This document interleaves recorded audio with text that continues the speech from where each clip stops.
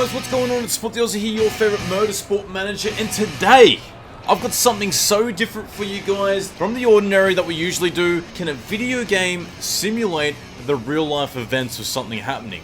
And the test today is Motorsport Manager. Can it actually predict what's actually going to happen in Formula 1? I've set up Motorsport Manager in the F1 mod for 2017 with the current drivers, the current teams, as you all know it.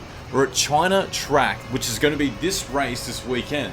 And what I want to see is what would happen if we ran this simulator without any of my own input and see who would win. I'm actually going to bet $100 Australian on who would actually win the race based on who would win in the Motorsport Manager F1 simulator that we've got here right now. So the catch is, because you have to actually be in a team to have a race go around at the time, I've actually picked Saber, so I've got Marcus Ericsson and Pascal Wehrlein, but I'm not going to be focusing on them in their race. I'm actually just going to let them go around and circle around while I focus more on what's happening throughout the whole race with the different teams, their strategies, what they plan to do. So without further ado, let's simulate the actual qualifying session and see what's going to happen here. This is actually Q1 session, and let me know down in the comment section below, do you think this is an absolutely insane, stupid idea? Do you think this is beyond the actual video game's capabilities of being able to determine who would win, who would come second, who would come third? As you've just seen in Q1 session, we've got Hamilton, Vettel, Bottas, Räikkönen, Ricciardo, Verstappen, Stroll, Massa, Perez, Alonso rounding off your top 10, and the guys who are eliminated, let's get that list of who was eliminated, who wasn't. So Daniil, Kvyat, Julian Palmer, Marcus Ericsson, Stoffel, Vandoorne, and Pascal Wehrlein were eliminated from the session, which is pretty accurate. Minus Daniil Kvyat, I think he'd be able to get into the top 15. Or potentially not. This year it's been a lot more closer for those mid-pack teams, and he might have been bumped out. Julian Palmer, I can definitely see knocked out. Ericsson, Wehrlein with Saber, Stoffel, Vandoorne having, you know, the McLaren, all the mechanical issues that comes along with that team. So the whole idea here is we want to simulate what's going to happen. This is Q2 elimination. As you can see, Hamilton's already put in a ripper of a lap to begin with. Vettel, Bottas, Ricciardo, Räikkönen, Verstappen, Massa, Stroll, Alonso, Hulkenberg around off your top 10 unless someone can sneak in last second. I'm not sure if anyone was able to get in there at the last second. I don't think that was the case. So Magnussen, Perez, Carlos Sainz Jr., Ocon, Grosjean all eliminated, and that leaves the big teams down into the pointy end of the field. And we're going to simulate this last session. So as you saw in the last GP,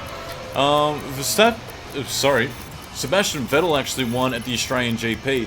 And when I did this for round 1, I actually did a round 1 simulator.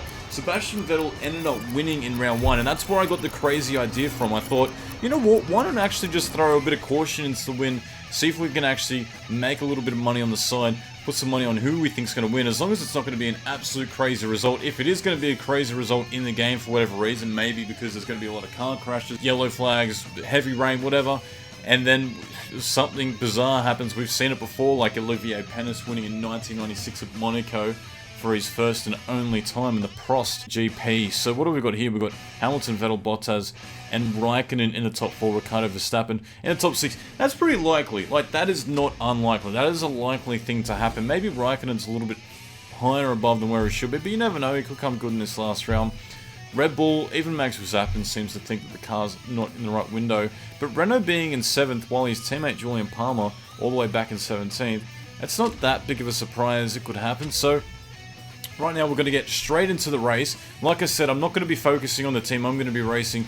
I'm more or less going to be focusing on what's going to be happening with the cars around us. So to make sure we're not going to get involved with anyone, we're just going to go back into low mode to burn off the fuel. But it looks like it's going to be raining here in China. It looks like off the first couple of laps, at least the first stint, it's going to be absolutely pouring. We're going to get a soaked out Chinese track, and that's going to make things a little bit interesting.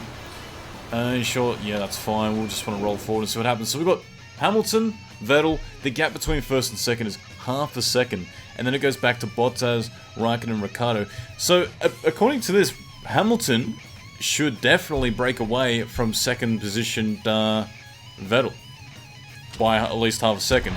So what I'm going to do here, guys, is I'm going to be doing this every round to see what happens, but let's watch and see who gets off the line first. Hamilton isn't starting in pole. He gets off the line quite well. So does his teammate Bottas. So Bottas, it's a 1-2 from Mercedes GP straight off the line. It's a bit of an easy break while Vettel, Räikkönen, Verstappen, Ricciardo, they seem to be mixing up. The top 6 haven't really adjusted other than the fact we now have Mercedes, Ferrari, and also Red Bull running off your top 6. Alonso seems to be jumping up there higher than what we usually expect him to be, up into 7th.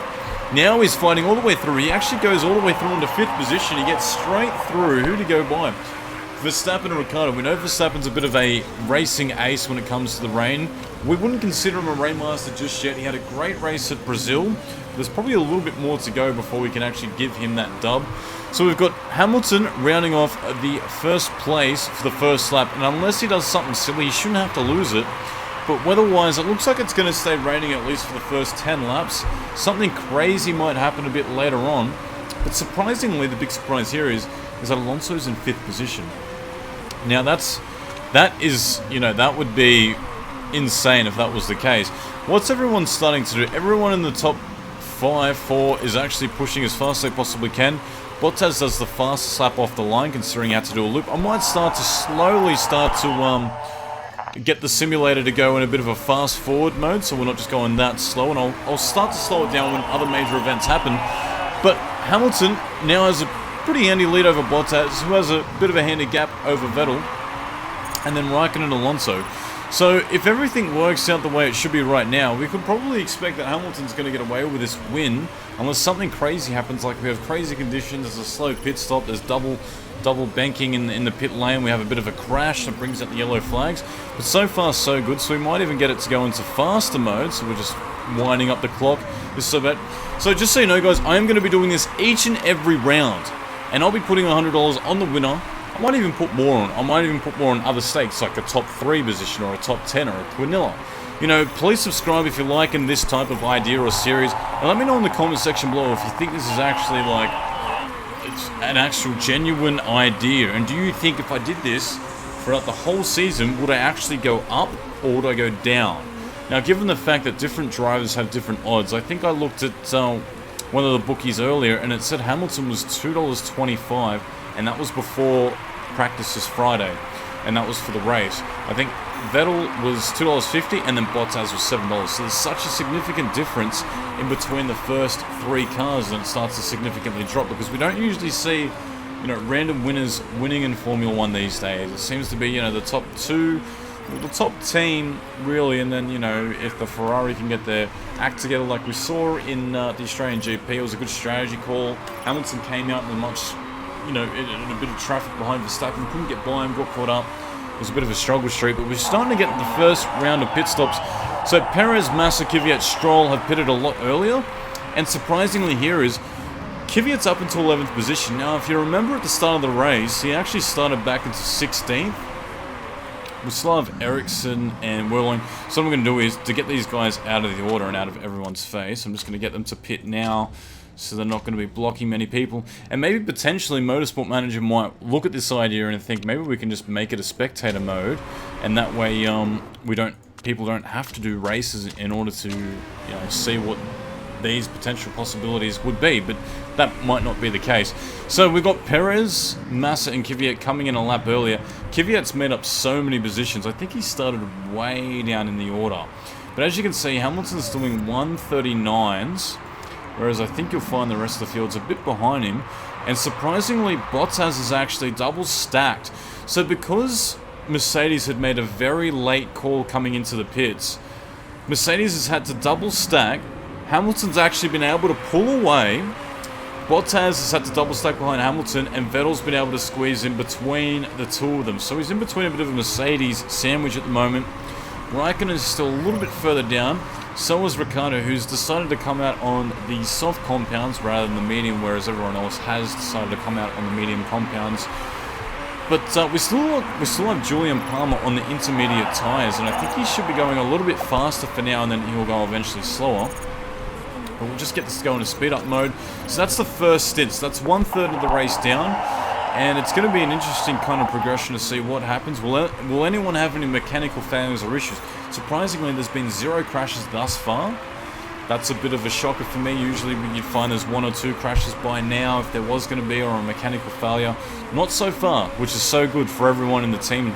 You know, and more surprisingly, I'm not even watching Whirling or Ericsson, but yet they're in front of Palmer and also Vandoorne, and they're in backup mode, so I don't even know how that works, but that just goes to show that this must be a really poor season for Palmer, who's struggling and about to be lapped.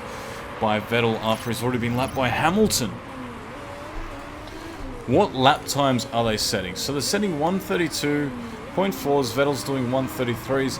So Hamilton seems to be on a real big breaker at the moment. No, he seems to be a little bit untouchable. Something big would have to happen to him, as we're just about to touch the halfway mark in order for Hamilton to lose out.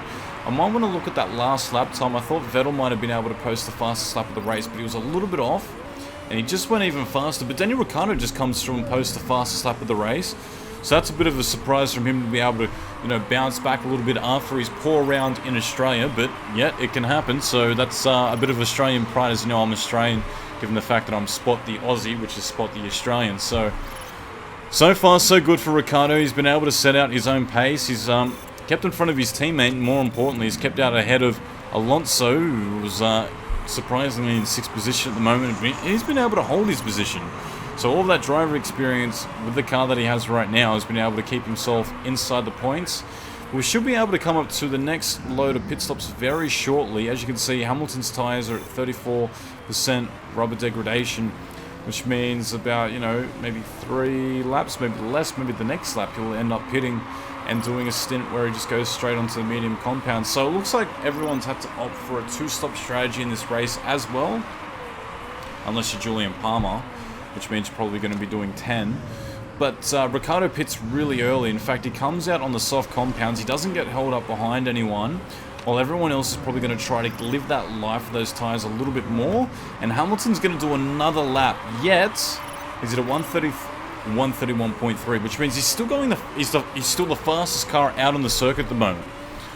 So despite that, despite having tyres that are starting to wear and tear, he's actually trying to drive the actual rubber off the tyre itself, and his lap times haven't really fallen off.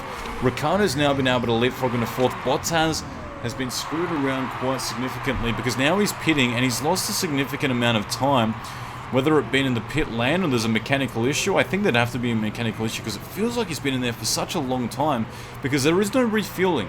So it has to be for tyres or a mechanical fault, and he's going to roll out all the way out into 9th position and possibly 10th. Massa, yeah, so Massa just gets through, as you can see in the Williams there, so he gets through into 9th position while all those battles are happening at the moment. So far it's a Hamilton-Ferrari podium, with Hamilton now pitting and still posting competitive fast lap times while trying to do his in-lap. Maybe he just didn't want to get caught behind a situation where he was behind Verstappen in that last race, and Verstappen's actually come out in 8th. He's got Hulkenberg to pass, and Perez and Alonso should have to come. There's no way they're going to be able to push their tyres out as much as they think. So Hamilton comes in, he comes out into 2nd place. Vettel has done another lap on those tyres. He's still doing 132s, and he should be going a little bit slower that last lap, or maybe not. He's going to come out into 3rd position. So we've got Ricciardo. Because Ricciardo had come early, he was able to undercut a few of the other cars and been able to make the most of the undercut strategy, coming out in soft tyres, absolutely, getting out ahead of people because he was able to come out in the soft tyres, put some fast lap times in. But does that mean that his tyres are going to last for the whole 3rd stint? The whole 3rd stint. He's got Vettel right up his behind, and Vettel's just trying to get him down on the slipstream right now in the main straight. And he should be able to defend this position for quite some time. In fact, we've got Ericsson who's trying to unlap himself, but that's not going to be the case. In fact, Kimi Räikkönen just set the fastest lap of the race. It did a 126.9. He's significantly faster than anyone else. Hamilton's in the 128, so is Alonso. But so far, we've got Vettel who's now gone back behind. Nope, Vettel's jumped ahead of Ricciardo. There would have been a little bit of a trade-off there. So despite Vettel being on the medium compounds, he's been able to overpass Ricciardo, but I definitely can't see Hamilton losing this race. There'd have to be something ridiculous happening right now. We might just action these guys to get these guys off the racetrack. There we go. And we'll slow it down a little bit now. But yeah, Hamilton so far has just been able to dominate this race. He's got a 10-second gap. He's back to doing 130s, which is reasonable because he's probably backed off a little bit here. Vettel's starting to, look after those medium compounds, even though he's still got enough Still got a lot of meat and a lot of tread on those tyres, but Ricciardo might be under a little bit of a pump here from our old boy, our Finnish friend Räikkönen. So I could probably see Räikkönen getting past here and stealing back that podium spot, but Ricciardo's strategy of undercutting could have possibly have worked out had he been able to hold up both drivers at this stage. I don't know if that's going to be the case, but I can't see Ricciardo not losing at the moment. I can't see him getting past. I can't see his car having any mechanical issue. And in fact, Räikkönen, again, has just set the fastest first sector of the race while he's chasing Daniil Ricciardo. So while we watch this last lap of the race, which isn't going to be this one, yes, it will be the last lap of the race, let's just watch to see if Räikkönen get through. He's on the outside now. He should be able to easily overtake him and then stick it down, but Ricciardo's going to stick his nose down, can't make it stick. And it looks like our boy Räikkönen is going to be able to push away, and he might even back off. And that's because he's using the super soft compounds in comparison to Hamilton, who used the soft compounds. So those shredder tyres, what's the gap back now to Räikkönen? Nah, it's too big of a gap. This is so far so good. So we've got Alonso back in a 6. Palmer's had an absolute shock of a race. I think he's even been dropped from the team, so here's a bit of a no-show, a void for this race. But our winner is Hamilton, so we're actually going to put $100 on Hamilton to win this race, and I believe the last time I checked the odds was $2.27. I'll confirm that and pop it up in a window right now. I'll just go do that and then I'll pop it up. Let's have a look at the top 10. So we've got Hamilton, Vettel, Räikkönen, Ricciardo, Verstappen, Alonso, Perez, Massa, Hülkenberg, Bottas, Stroll. So Lance Stroll did quite a good job there to get 11th position. I mean, it's behind his teammate Massa and he's just outside the points, but it's a dramatic improvement from the last time we saw him. Grosjean faded a little bit there, Vandoorne, Palmer. Bottas being the big surprise, they're coming in at 10th.